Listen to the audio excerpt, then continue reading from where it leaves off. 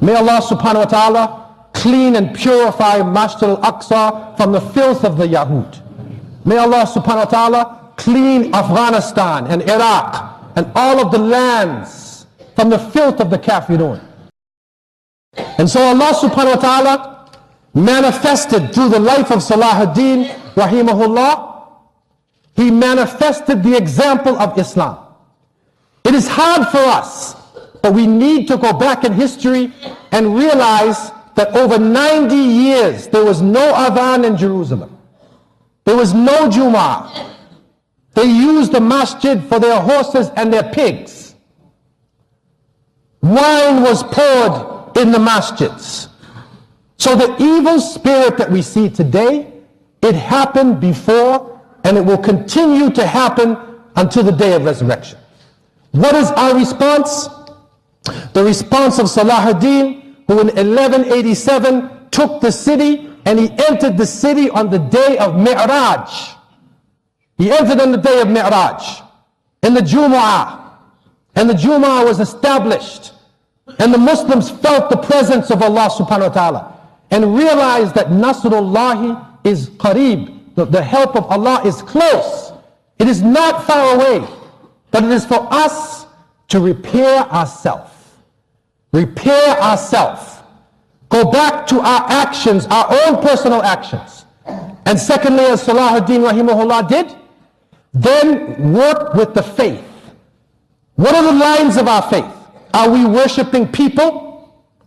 Are we making gods out of our leaders?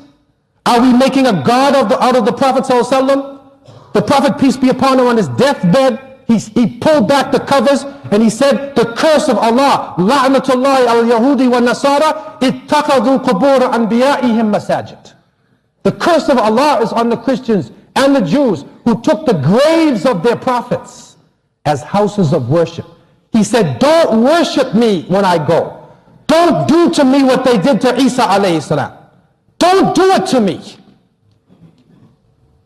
And so we need to straighten our lines of faith, connect ourselves with Allah subhanahu wa ta'ala, and then work in unity with the Muslims. Even if we don't fully agree with each other, still embrace your brother, embrace your sister. We may disagree on some points, but that's your brother, that's a Muslim.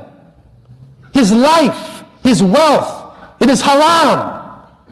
And if the Muslims are suffering in China, I suffer. If they are suffering in Palestine, I am supposed to suffer. If they are suffering in the Sudan, I am supposed to suffer. If they are suffering in Kailicha, anywhere, we are all supposed to feel that suffering. This is the example of Salahuddin. He struggled until the last breath in his body. And he showed the mercy of Allah subhanahu wa ta'ala, but justice has to be established. So we need to respond to what is going on and to prepare our children and our children's children for a long struggle. Because an evil spirit has come over the people of the book. It has come over people who claim that they follow messengers of Allah subhanahu wa ta'ala. So we need to take that stand, remember the example of Salahuddin rahimahullah, and continue to go forward and forward and forward until either Allah gives us victory or He gives us paradise. Continue to go forward and forward and forward until either Allah gives us victory or He gives us paradise.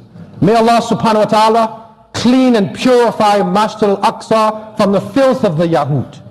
May Allah subhanahu wa ta'ala clean Afghanistan and Iraq and all of the lands from the filth of the kafirun. And may Allah subhanahu wa ta'ala give us the strength to take a stand in our own life and to stand up for La ilaha illallah Muhammadur Rasulullah sallallahu alaihi wasallam. And may Allah make this our last word, that the kalima would be our last word, that it would be our best words, and that Allah would forgive us, for we know not what we do. أقول قولي هذا وأستغفر الله لي ولكم والسلام عليكم ورحمة الله وبركاته.